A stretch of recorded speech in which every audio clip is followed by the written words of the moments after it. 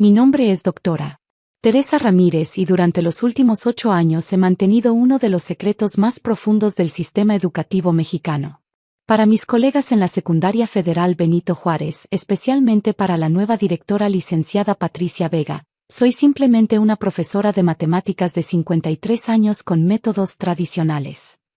Lo que no saben es que soy la autora principal de los libros de texto de matemáticas que usa todo el sistema educativo nacional, además de ser consultora pedagógica de la Secretaría de Educación Pública.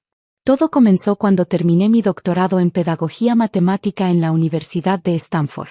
Mi investigación sobre metodologías innovadoras para la enseñanza de álgebra en adolescentes revolucionó la manera en que se enseñan las matemáticas en América Latina. La SEP me contrató como consultora anónima para desarrollar el nuevo currículo nacional, pero insistí en mantener mi trabajo de aula regular para no perder contacto con la realidad educativa. Mi aula en la secundaria Benito Juárez había sido mi laboratorio secreto durante años. Probaba metodologías que después se convertían en política educativa nacional. Mis estudiantes, sin saberlo, eran los primeros en experimentar técnicas que después aparecerían en los libros de texto oficiales. Profesora Ramírez, me decía Daniela, una alumna de segundo grado, sus clases son diferentes. Las matemáticas parecen fáciles cuando usted las explica. Sonreía, sabiendo que su comentario validaba años de investigación pedagógica. Las matemáticas son un lenguaje, Daniela. Solo necesitas aprender a hablarlo.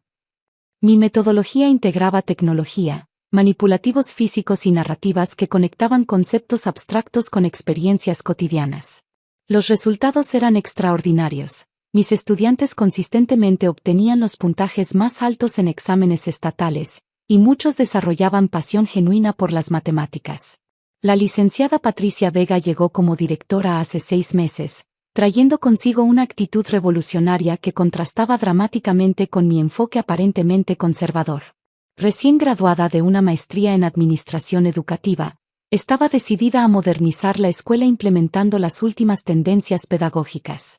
Profesora Ramírez, me dijo durante su primera semana, he revisado sus planes de clase. Me parece que usa métodos muy tradicionales para esta época. Los resultados de mis estudiantes hablan por sí mismos, directora. Los resultados pueden mejorar. Necesitamos incorporar metodologías del siglo XXI. Lo que la licenciada Vega no sabía era que sus metodologías del siglo XXI eran versiones simplificadas de técnicas que yo había desarrollado años atrás. Durante las juntas pedagógicas, escuchaba mientras citaba investigaciones que yo misma había publicado bajo seudónimo, sin reconocer que la autora estaba sentada frente a ella. Mi trabajo secreto para la SEP requería reuniones mensuales en la Ciudad de México, donde participaba en comités curriculares usando mi identidad real como doctora Teresa Ramírez. En la escuela, simplemente informaba que tenía asuntos personales que atender. Profesora Ramírez, me cuestionó la directora después de mi tercera ausencia mensual. Estas salidas frecuentes afectan la continuidad académica. Son asuntos familiares importantes, directora. Siempre dejo actividades preparadas. Aún así, es preocupante. Los profesores comprometidos priorizan su trabajo en el aula. La tensión escaló cuando la licenciada Vega decidió implementar una revolución pedagógica basada en metodologías que ella había leído en revistas educativas internacionales. Durante las juntas de academia, presentaba PowerPoints con técnicas que yo reconocía como adaptaciones superficiales de mi propia investigación. Profesores, anunció durante una junta pedagógica, implementaremos el método de aprendizaje contextual integrado. Es la técnica más avanzada en pedagogía matemática. Me mordí la lengua para no reír. El método de aprendizaje contextual integrado era exactamente la técnica que había desarrollado en mi tesis doctoral y que ya usaba en mis clases desde hacía años. Directora, intervine cuidadosamente. ¿Podría explicar en qué consiste exactamente este método? Por supuesto. Se trata de conectar conceptos matemáticos abstractos con experiencias cotidianas del estudiante, usando narrativas y manipulativos físicos. Era una descripción textual de mi metodología, pero ella la presentaba como si fuera una innovación reciente que había descubierto. La situación se volvió absurda cuando la licenciada Vega comenzó a observar mis clases para ayudarme a modernizar mis técnicas obsoletas.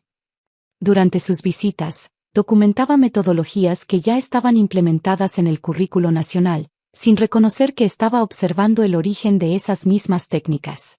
Profesora Ramírez, me dijo después de una observación, veo que ocasionalmente usa técnicas interesantes, pero necesita sistematizarlas más.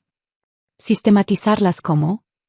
Siguiendo el nuevo marco pedagógico que está implementando la SEP. ¿Ha leído los nuevos libros de texto nacionales? Era una pregunta deliciosa. Los he revisado superficialmente.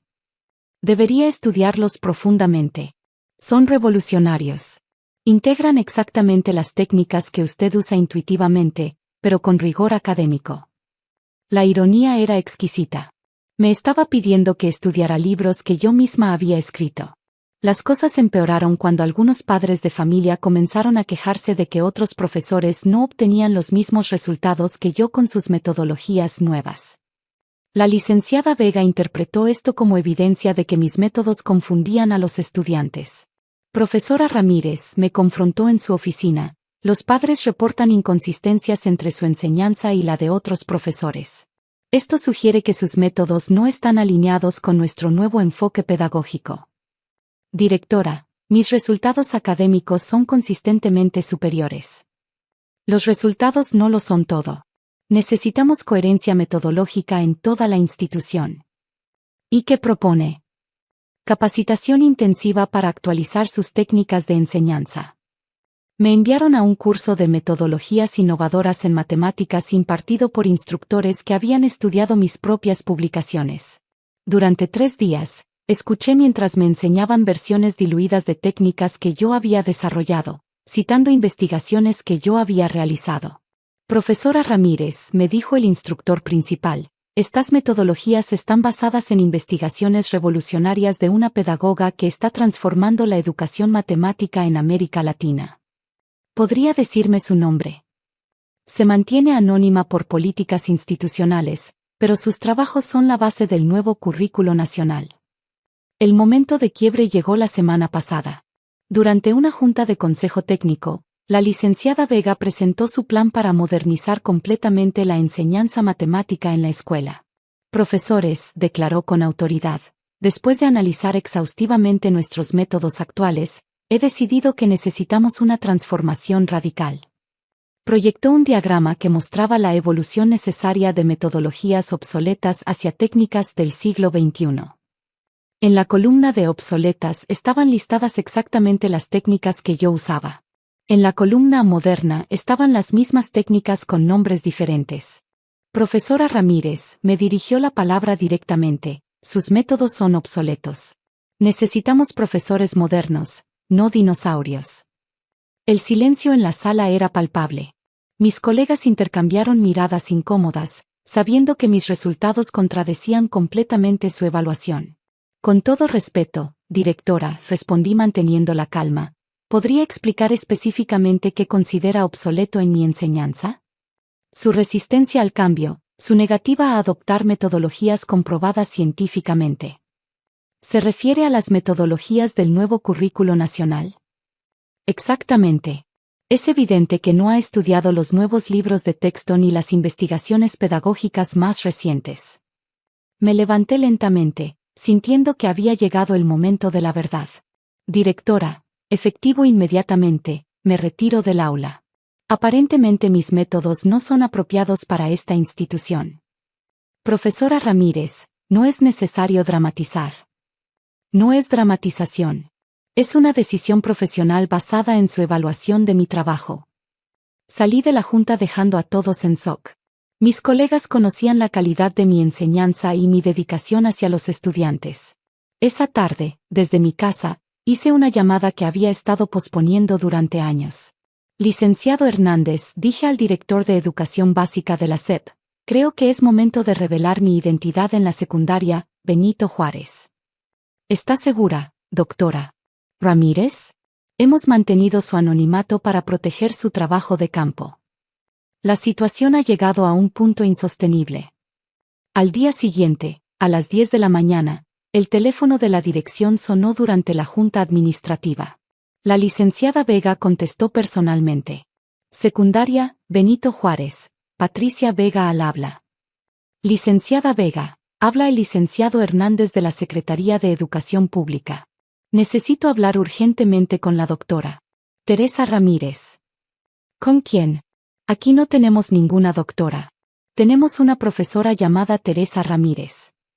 Licenciada, la doctora Teresa Ramírez es nuestra consultora principal en pedagogía matemática y autora de los libros de texto nacionales. Trabajo con ella desde hace 8 años. La licenciada Vega se puso pálida. Señor, creo que hay una confusión. No hay confusión. La doctora Ramírez me informó ayer que usted considera sus métodos obsoletos y la ha removido del aula. Pero ella es solo una profesora de matemáticas.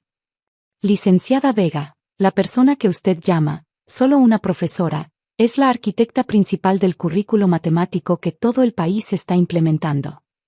Cuando colgó el teléfono, la licenciada Vega se dirigió inmediatamente a mi salón, donde estaba empacando mis materiales didácticos. Profesora. Doctora Ramírez, tartamudeó, necesitamos hablar urgentemente. Por supuesto, directora. En su oficina, con las manos temblando, me mostró los libros de texto oficiales. ¿Es cierto que usted escribió estos libros? No solo los escribí. Diseñé toda la metodología pedagógica que usted ha estado promoviendo como moderna. Sus ojos se llenaron de terror al comprender la magnitud de su error. Pero usted nunca me dijo. Usted nunca preguntó. Asumió que por mi edad y mi aparente tradicionalismo, no podía contribuir al debate pedagógico moderno. Doctora Ramírez, esto es un malentendido terrible. No es un malentendido, directora. Es el resultado de prejuicios sobre la edad, la experiencia y la innovación educativa. Durante las siguientes semanas, la historia se extendió por todo el sistema educativo estatal. La directora que había removido del aula a la autora de los libros de texto que promovía como revolucionarios. La SEP intervino directamente, nombrándome coordinadora regional de pedagogía matemática con oficina en la escuela. La licenciada Vega fue transferida a un puesto administrativo sin contacto directo con profesores. Doctora Ramírez, me dijo durante su último día, ¿cómo pudo tolerar mis críticas sabiendo quién era usted realmente? Porque creí que eventualmente reconocería la calidad del trabajo independientemente de quien lo realizara. ¿Me puede enseñar sus metodologías reales? Las ha estado observando durante 6 meses.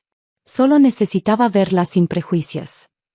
3 meses después, mi historia apareció en la revista Innovación Educativa Nacional, la profesora secreta que transformó las matemáticas en México. El artículo reveló cómo había sido posible desarrollar currículos nacionales mientras mantenía conexión directa con el aula. Ahora dirijo un programa nacional de capacitación docente donde profesores de todo el país aprenden las técnicas que desarrollé en mi obsoleto salón de clases. La ironía final. Varios de mis estudiantes incluyen directores escolares que aprenden metodologías que habían rechazado como tradicionales. En mi nueva oficina, enmarcado junto a mis reconocimientos nacionales, conservo el último plan de clases que preparé antes de ser removida del aula. Es un recordatorio diario de que la innovación educativa verdadera nace de la experiencia práctica, no de teorías desconectadas de la realidad estudiantil. La semana pasada recibí una invitación para dar una conferencia magistral en Stanford sobre pedagogía matemática contextual. En la audiencia estará la licenciada Vega, quien ahora estudia una maestría en metodologías que yo desarrollé durante mis años como dinosaurio educativo. A veces, las evaluaciones más incorrectas nos obligan a revelar nuestras verdaderas contribuciones, y la sabiduría práctica siempre supera a la teoría superficial cuando se trata de formar mentes jóvenes.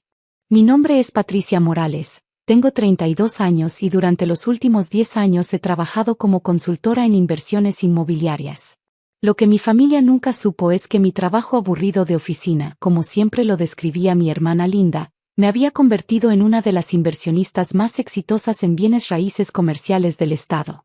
Todo comenzó cuando nuestro padre, don Alberto Morales, falleció hace 8 meses. Papá había sido un hombre trabajador que construyó un pequeño imperio, la casa familiar de 2 pisos en Polanco, una pequeña fábrica textil y varios terrenos dispersos por la ciudad que había ido comprando a lo largo de los años. Nunca fue ostentoso con su riqueza, pero sabíamos que había acumulado una fortuna considerable. El día del funeral, mientras yo aún procesaba la pérdida de nuestro padre, Linda ya estaba organizando reuniones con abogados. Mi hermana mayor, de 35 años, siempre había sido la favorita de papá, la que se quedó cerca, la que se casó con Marco Delgado, un constructor local que papá respetaba. Patricia, me dijo Linda 3 días después del funeral, mientras estábamos en la oficina del licenciado Hernández, el abogado de la familia. Sabemos que papá te quería, pero seamos realistas. Tú vives en tu pequeño mundo de números y contratos. Nunca has demostrado tener la madurez para manejar responsabilidades familiares importantes. Llevaba un traje negro de diseñador y sus uñas perfectamente manicuradas tamborileaban sobre la mesa de caoba. Marco estaba sentado a su lado, asintiendo con aprobación a cada palabra de su esposa. ¿Qué está sugiriendo exactamente?, pregunté, aunque ya presentía hacia dónde iba la conversación. Lo que estoy sugiriendo, dijo Linda con una sonrisa condescendiente, es que yo me haga cargo de administrar la herencia. Tengo experiencia manejando la casa, conozco a todos los contactos de papá, y Marco puede supervisar los aspectos comerciales. El licenciado Hernández tosió incómodamente. En realidad, don Alberto dejó instrucciones muy específicas. La herencia debe dividirse equitativamente entre ambas hijas. Por supuesto, replicó Linda rápidamente. Pero papá escribió ese testamento hace años, antes de ver cómo resultaron nuestras vidas. Me miró con desdén. Patricia, sé honesta contigo misma. ¿Cuándo fue la última vez que lograste algo significativo? Sigues soltera, vives en ese apartamentito, trabajas en esa oficina pequeña haciendo, ¿qué exactamente haces? Consultoría en inversiones, respondí tranquilamente, acostumbrada a sus ataques. Consultoría, se rió. Eso ni siquiera es un trabajo real. Es lo que dice la gente cuando no tiene un empleo estable. Marco se aclaró la garganta. Patricia, no es personal. Pero Linda tiene razón. Manejar una herencia de esta magnitud requiere experiencia empresarial real. Mi empresa constructora ha estado creciendo. Podríamos incorporar los activos de tu padre y hacerlos realmente productivos. Los terrenos de papá, por ejemplo, continuó Linda. Están ahí sin generar nada. Marco tiene contactos, conoce el mercado de la construcción. Podríamos desarrollar proyectos importantes. Lo que ellos no sabían era que durante los últimos 5 años, yo había estado comprando discretamente terrenos estratégicos por toda la ciudad. Mi trabajo aburrido de oficina me había dado acceso a información privilegiada sobre desarrollos urbanos futuros, planes gubernamentales de expansión y proyectos de infraestructura. Había invertido cada peso que ganaba en propiedades que sabía que se revalorizarían exponencialmente. Licenciado Hernández, dije finalmente, ¿qué necesito firmar para transferir mis derechos de herencia a Linda? El abogado me miró sorprendido. Patricia, ¿estás segura? Es una decisión muy importante. Linda no pudo ocultar su triunfo. Finalmente estás siendo sensata, hermanita. Estoy siendo práctica, respondí. Claramente ustedes tienen planes más ambiciosos para los activos de papá de los que yo podría tener. 1 hora después, había firmado todos los documentos necesarios. Linda era ahora la propietaria legal de la casa familiar, la fábrica textil, los terrenos de papá y todos sus ahorros. Yo caminé hacia mi auto usado, subí al asiento del conductor y manejé hacia mi apartamentito. Lo que Linda no sabía era que mi apartamento de 2 recámaras era solo una de las 15 propiedades que poseía en la ciudad. Lo que Marco no sabía era que mi cartera de inversiones inmobiliarias valía más de 50 millones de pesos. Y lo que ninguno de los dos sabía era que acababa de heredar algo mucho más valioso que la propiedad de papá, la libertad de ver exactamente qué tipo de personas eran realmente. Durante los siguientes meses, Linda se mudó a la mansión familiar con gran fanfarria. Organizó una fiesta de inauguración, redecoró completamente la casa y comenzó a presumir su nueva vida en redes sociales. Marco expandió agresivamente su empresa constructora, usando los terrenos de papá como colateral para préstamos masivos. ¿Has visto las fotos de Linda en Facebook?, me preguntó mi asistente, Carmen, una mañana mientras revisábamos reportes de propiedades. Se ve que está disfrutando mucho la casa de tu papá.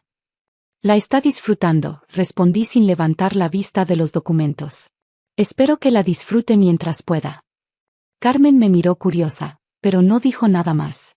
Ella había trabajado conmigo durante 3 años y había aprendido que yo raramente hablaba sin una razón específica. Fue en el 5.º mes después de la muerte de papá cuando las cosas se pusieron interesantes. Marco había estado pujando agresivamente por un contrato gubernamental masivo, la construcción de un nuevo complejo comercial que incluiría oficinas, restaurantes y un centro de convenciones. Era el tipo de proyecto que podría hacer millonario a un constructor, pero también el tipo que podría destruirlo si salía mal. Conseguimos el contrato, me dijo Linda durante una de nuestras raras llamadas telefónicas. Marco va a construir el centro comercial satelital. Es un proyecto de 200 millones de pesos. Felicidades, respondí sinceramente. Debe estar muy emocionado. Está eufórico. Finalmente vamos a estar en las grandes ligas. Aunque hizo una pausa, hay un pequeño problema con uno de los terrenos que necesitamos. El dueño no quiere vender. Sonreí para mis adentros. ¿Qué terreno? Es un lote pequeño justo en el centro del área de desarrollo. Sin él, no podemos construir el estacionamiento principal. Todo el proyecto depende de ese terreno. ¿Y el dueño no quiere negociar? Aparentemente no. Es alguien que compró el terreno hace años, antes de que se anunciara el proyecto. Marco dice que probablemente es un especulador que está esperando a que le ofrezcamos más dinero. Probablemente, concordé. 2 semanas después, recibí una llamada de Marco directamente. Su voz sonaba tensa, desesperada. Patricia, necesito un favor. Sé que tú trabajas en bienes raíces. ¿Conoces a alguien que pueda ayudarnos a localizar al dueño de un terreno?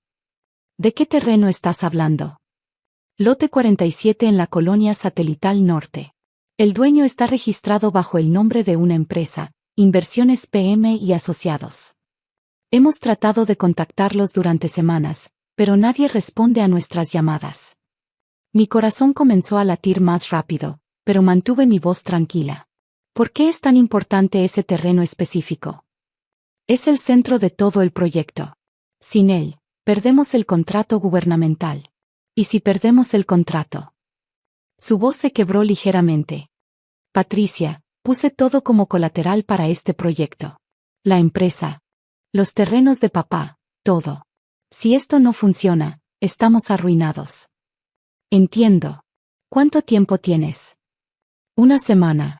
Después de eso, el gobierno cancelará el contrato y lo dará a otra empresa. Esa noche, llamé a mi abogado, el licenciado Ramírez, quien había manejado todas mis transacciones inmobiliarias durante años. Licenciado, ¿recuerda el terreno que compramos en Satelital Norte hace 3 años? El lote 47. Por supuesto, señorita Morales. Una de sus mejores compras. ¿Finalmente está lista para desarrollarlo? No exactamente. Pero creo que es hora de revelar quién es la verdadera propietaria. 3 días después, mi teléfono sonó. Era Linda, pero su voz sonaba diferente. Nerviosa. Patricia, necesitamos hablar. ¿Puedes venir a la casa? ¿A la casa de papá? Por supuesto. Todo está bien. Solo, ven, por favor. Llegué a la mansión familiar esa tarde. Linda y Marco estaban esperándome en la sala, ambos luciendo como si no hubieran dormido en días. Sobre la mesa de centro había docenas de documentos esparcidos. Patricia, comenzó Marco, sin su usual arrogancia. Necesitamos tu ayuda con algo muy importante. ¿De qué se trata? Linda se inclinó hacia adelante. El terreno que necesitamos para el proyecto, descubrimos quién es el dueño. Sí. Es una empresa llamada Inversiones PM y Asociados, dijo Marco. Hemos estado investigando, y creemos que las iniciales PM podrían significar Patricia Morales. El silencio en la habitación era ensordecedor. Los miré a ambos, sus caras llenas de esperanza desesperada. Es una coincidencia interesante, dije finalmente. Patricia, Linda se acercó y tomó mi mano. Si realmente eres tú, por favor, necesitamos tu ayuda. Marco podría perder todo. ¿Todo? Marco asintió miserablemente. Usé los terrenos de tu padre como colateral. Si perdemos este contrato, el banco se quedará con todo. Linda perdería la casa, la fábrica, todo lo que heredó. Me recliné en el sofá, mirando a mi hermana. La mujer que meses atrás se había burlado de mi trabajo aburrido de oficina, que había insistido en que yo nunca había tenido éxito en nada, ahora estaba rogando mi ayuda. Linda, dije suavemente, ¿recuerdas lo que me dijiste el día que firmé los papeles de herencia? Sus ojos se llenaron de lágrimas. Patricia, yo. Me dijiste que nunca había tenido éxito en nada. Que mi trabajo no era real. Que no tenía la madurez para manejar responsabilidades importantes. Marco intervino. Patricia, estábamos equivocados. Claramente subestimamos tus habilidades empresariales. Saqué mi teléfono y mostré la aplicación de mi banco. En la pantalla, el balance de mi cuenta principal mostraba 47.890.000 pesos. Esta es solo una de mis cuentas, expliqué calmadamente. Tengo propiedades por toda la ciudad, inversiones en 3 estados diferentes y contratos de consultoría con algunas de las empresas más grandes del país. Linda se quedó sin palabras, mirando fijamente la pantalla. Durante los últimos 10 años, mientras tú pensabas que yo era una fracasada, construí un imperio inmobiliario. Compré ese terreno específicamente porque sabía que eventualmente sería parte de un desarrollo importante. Entonces, ¿nos ayudarás?, preguntó Marco débilmente. Me levanté y caminé hacia la ventana, mirando el jardín donde papá y yo solíamos plantar flores cuando era niña. Voy a hacer algo mejor que ayudarlos, dije finalmente. Voy a enseñarles algo sobre negocios reales. Me giré para enfrentarlos. Voy a venderles el terreno, pero por el precio justo de mercado, 20 millones de pesos. Marco palideció. No tenemos ese dinero. Lo sé, pero ofrezco financiamiento. Pueden pagarme en cuotas durante 10 años, con intereses justos. ¿Por qué harías eso?, preguntó Linda, confundida. Porque a pesar de todo, sigues siendo mi hermana. Pero más importante, porque quiero que entiendan algo. El éxito no se mide por la casa en la que vives o los activos que heredas. Se mide por lo que construyes con tu propio esfuerzo y dedicación. Saqué un contrato de mi bolsa, ya preparado por mi abogado. Este acuerdo les permitirá completar su proyecto y salvar su empresa. Pero también establece que si fallan en sus pagos, yo recupero no solo el terreno, sino todos los activos que usaron como colateral. Marco leyó el contrato con ojos vidriosos. Esto es más que justo. Es generoso. No es generosidad, Marco. Es business. Linda se acercó a mí, sus ojos llenos de arrepentimiento. Patricia, lo siento. Siento mucho cómo te traté. Siento haber subestimado todo lo que habías logrado. Lo sé, Linda. Y espero que esta experiencia les enseñe a no juzgar a las personas por las apariencias. 6 meses después, el centro comercial satelital fue inaugurado con gran éxito. Marco había aprendido a ser más humilde y conservador en sus inversiones.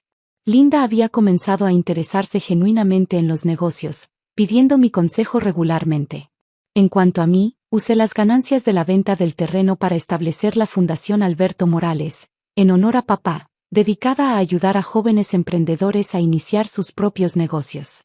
La verdadera victoria no fue económica. Fue ver a mi hermana finalmente entender que el éxito verdadero no se hereda, se construye. Y a veces, las personas que menos esperas resultan ser las más capaces de construir algo extraordinario desde cero. Ahora, cuando nos reunimos para las cenas familiares mensuales en la casa que una vez fue de papá, Linda siempre presenta a sus invitados como mi hermana Patricia, la empresaria más exitosa que conozco. Y yo sonrío, sabiendo que papá estaría orgulloso de ambas, por razones muy diferentes.